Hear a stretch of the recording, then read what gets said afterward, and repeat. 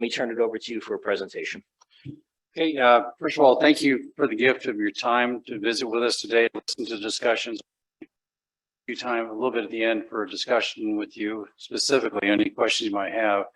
And surely if anything we hit on today piques your interest, we have tonight to visit, and I'm happy to be buttonholed and say, hey, can you walk me through a little bit of the details about this, developing Arctic defense and security landscape. I think I know we have some slides, but before the slides get going here, I want to just take a quick moment to say thank you to the host, to the town of Piavik, North Slope Borough. From my vantage point, it's good to be back up here after the kind of day and a half. Chance for me to connect to something I had the privilege of shepherding for 5.5 years at the University of Alaska, and that was Arctic Maritime Science Technology Development.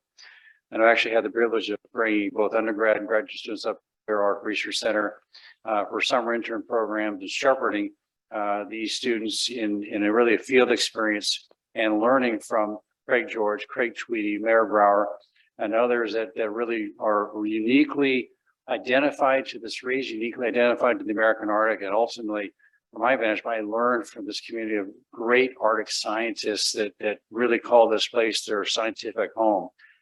I've spent the last year now, just about within a couple of days, coming away from that community and really working to establish the Ted Stevens Center for Arctic Security Studies, which is a much more strategic view of really what's trying to develop, if you will, science education that is focused on practitioners as opposed to that's being done for college credit, and then also strategic engagement, that aspects of exercises, simulations, workshops, and more that are really trying to build out and think through the problem sets that face our national interest in the Arctic region.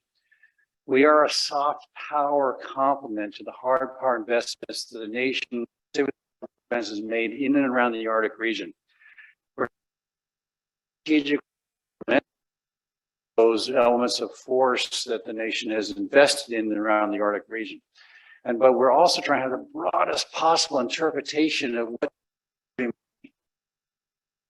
that classic, law enforcement aspect. It got a classic defense piece to it, but there's environmental aspects to this. So certainly when we think about food as a security item as well. So you can, in fact, a very dear friend of mine who serves as the executive director of the U.S. Arctic Research Commission described how many definitions of security are there. You just put an adjective or put a noun in front of the word security, some descriptor. I'm a math major, so forgive me for butchering the English construct here. But the reality is that we want to have that effort to take a look broadly on those things that touch upon security dimensions. So not every problem looks like a nail that requires a Department of Defense hammer to address. And in fact, part of this is that trying to shape the environment to deter and dissuade and hopefully not get in the business of the nation having to defeat our adversaries on any one given region, specifically, of course, in the Arctic region where our geographic area is focused upon. I'm going to quickly scamper through these slides. I'm not going to do them any justice, but the nice thing about them is that these folks have them. You can have them if you want, okay? And you can make a paper airplane on them or whatever you want to do, but they're there for you as you'd like to dwell upon. Do we have an advancer human? So I'll buy you a Diet Coke or a cup of coffee or whatever you like. See, here we go. We are we're located at Joint Base Helmholtz Richardson. We're the nation's newest regional center. We are one that's really hubbed in JBER, but really network and growing a network across the Arctic. I had the privilege of really shepherding this effort with my very dear friend, partner in crime, Craig Fleener, not to be confused with Craig Tweedy. But Craig, of course, is, if I look at the folks, if we look at our center as developing now, he's the Dos Equis guy of the center. I'm kind of the plain vanilla Air Force guy that got to play in Arctic Research Land for a while. On the department's Arctic priority. And they, of course, are developing based on the developing security environment that are being placed to us by our competitors. We are both a tool for policy as well as security. And policy, again, needs to be informed by scientific research. We are networked and we're in order to have a solutions-based approach to support the Department's Arctic needs. But again, working that within and across the U.S. federal interagency and working in and across the international community. Each of these regional set of authorities that are provided by the U.S. Congress, starting with the George C. Marshall Center.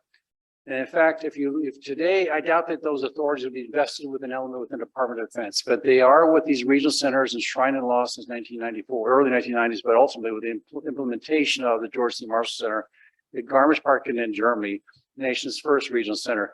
We're number 6 now of that community, the first in more than 20 years. The nice thing about this is this was inspired by Senator Lisa Murkowski, supported by Senator Dan Sullivan, and certainly supported by former Congressman Don Young. It ultimately resulted in a very fast application proposal to enact it in law. In fact, amazingly fast when you look at normally how long it takes to get a new measure and to create new infrastructure within the Department of Defense. They provided an NDA National Defense Authorization 21, gave the Secretary of Defense the chance to say, hey, do I want to do this or not? The Secretary said yes. We've been in the business of coming aboard and getting this underway. I was hoping for Christmas to see National Defense Authorization Act 22 come across the line that would give us the right place in the federal law to be enshrined for the long-term future. And on the 27th, just 2 days late for Christmas, but it was really a lovely gift to get before New Year's. We, of course, are now aligned with those other previously established 5 centers. We are located on JBER based on the Air Force basing decision. When I first signed aboard in August 23rd, 2021, it was location DVD. And my wife, who was like, really didn't want to move anywhere, said, you got to be kidding me, really? You said yes to that? What's wrong with you? It's a problem, but we worked through it. Strategically, though, we are aligned to a brand new Department of Defense Deputy Assistant Secretary of Defense for Arctic and Global Resilience. There's the Irish Ferguson. Just as complement to this new center, we have a new reporting senior in the Pentagon, and it's aligned under the Assistant Secretary of Defense for Homeland Defense and Hemispheric Affairs. It gives us the idea that Alaska and Alaska's Arctic salient is our starting point, but then it exists across the Pan-Arctic region to be working with our NATO allies and partners. As Mike said, hopefully we've got just allies across the Arctic region when it comes to the NATO construct, because Sweden and Finland will exceed. And I've been hoping that for a long, long time. So I'm hoping this vote goes well. We are engaged in 3 mission pillars: research analysis, executive education, and strategic engagement. We have new parameters that will come to us by the new national defense strategies that's getting close to be releasing. And then what we are hoping now, hopefully now for the next major holiday, which is Labor Day, right? We're hoping to be established in the U.S. Federal Register that gives us a full administrative authorities as we move forward. That's the longest I'll take anyone's slide. The rest are going to go blistering fast. Number 6, and these are our sister centers. Again, we are closely in line right now, and under the administrative authority, till we're in the register, with the Daniel K. Inouye Center for Asia Pacific Security Studies located in Waikiki, Hawaii. We are advancing the charge given to us by the Secretary of Defense. Arctic awareness, again, Arctic priorities for the department, and using workshops, convening events, simulations, exercises to advance the rules-based order in the Arctic. If you'd like to know more about what that really means, talk to me tonight. I'll happily break that down for you. And then we've also been assigned the mission of trying to address the impacts of climate security aspects within the Arctic region. We don't own that by any means. We're just the community that's advancing that work. We're implementing our efforts through a very comprehensive plans, objectives, and milestones to achieve our initial operational capacity in the 1st of July, just a few weeks ago. We'll be fully operational 1 year by the 1st of July, 2023. We're roughly organized baseline, and we are roughly organized about a 35-person full-time equivalent footprint. Again, hubbed and networked, hubbed, and in JBER, but really networked across the nation and also internationally. We, of course, Very good organization, have values in which you ascribe to, trying to provide benefit to the department and really connecting across really the U.S. federal agency, supporting the military services, aligned to the United States Northern Command who is responsible for the Arctic advocacy for the nation and the Department of Defense towards the region. And again, for us is within the department, across the agency, and really across the Arctic region, working all the way across whole nation internationally. That means parliamentarians, that means non-governmental organizations, private volunteer organizations, and Arctic, minus Russia, at least for the foreseeable future. The programs that we're trying to conduct, again, it's written on the slide, too much detail, but I'll scamper through. You can look at them later. This is our customer base within the Department of Defense, who we're responsible to. In other words, a lot of people. We have another eye chart. Again, it'll take some time to break this down, but just realize that we have a lot of work on the 3 mission pillars. Essentially 25 research abstracts, 25 practitioner education programs, a series of engagement activities that involve not only convening events and workshops, but also field programs. We're just in the process right now, for example, of establishing a enduring construct with UIC Science to conducting defense and security senior leader engagements activities at the Barrow Arctic Research Center, get people to learn about the Arctic in the Arctic. If Harry Brower is here to say, finally, church figured it out, bringing people to the Arctic as opposed to him coming to workshops we've done, have accomplished down in Fairbanks and in Anchorage. There's a lot more detail there we can talk about later, and a lot more people. This is a little bit of what we're doing as a center. Love eye charts, don't you? We're going to be producing publications of a number of sorts, both short-term and long. We, of course, want to honor the legacy of Senator Stevens. And in this, we also want to recognize the partnership that Senator Stevens and Senator Inouye had upon the nation as 2 statesmen who really guided the nation on both sides of the aisle. Our dear friends and colleagues at the Daniel K. Inouye Center in Hawaii, we're trying to essentially establish the same kind of friendship and partnership between our 2 centers as those 2 centers had in life. We also want to make sure fully that we embrace the Arctic Indigenous community. And one of the first decisions I had to make, it was decide who in the world who understands the Department of Defense, who also understands the Arctic Indigenous community, and help bring that person aboard as the deputy. So the distinguished gentleman, the Dos Equis man of the Stevens Center sitting to my left, is that human that's helping us to the idea of invest the spirit of the Raven. And every time I try to say this, I get this wrong. It's because it's which in and which Craig is. So Craig, would you say exactly how to say the spirit of the Raven correctly? Shatai Inha. We will guide you, and that concludes my presentation.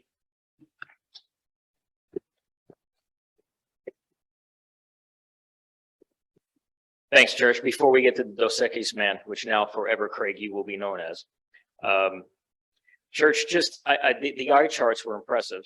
But if you had to communicate to this audience how the research that will be conducted at the Stevens Center will be informed, how will it be informed? I love a setup question like that. So unrehearsed, by the way. Briefly, how might that happen so that we know better and we know how to connect into a conversation about it? So strategically, we have been asked by the Department, first of all, thank you. We've been asked by the Department of Defense to invest in these areas of connecting the research community to Department of Defense leaders. We report to the Office of Secretary of Defense for a specific reason. There is a tremendous community of research that's out there. And of course, this community is talking about this every day. We're going to be talking more about this in breakout groups tomorrow. I spent 5.5 years running the Arctic Domain Awareness Center at the University of Alaska, just being deeply involved in the tactical level details of research, going with that with just one node within the Arctic research science and technology research community.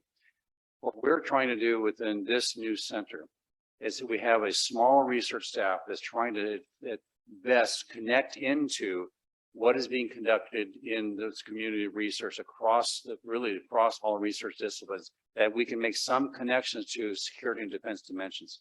This includes, of course, what's being advanced in Arctic Indigenous sponsored or led and co-led research. We want to know what people are thinking, what they're concluding, and be able to translate this into knowledge products that inform senior leaders, specifically those members that are involved in planning and in also programming the department's needs to include, that would impact it by a changing Arctic, for example. Infrastructure decisions that need to be made regarding making capital investments in projects. First example is the North Warning System refer to do about ultimately how to create a sustainable port in a strategic port in Arctic waters in the state of Alaska. How do you take and not doing the research ourselves so much, but being connected with the research, networking with the research community, taking a look at, for example, two big wheels. Department of Defense is this huge monolithic group of really millions of people involved that are invested in defending the nation.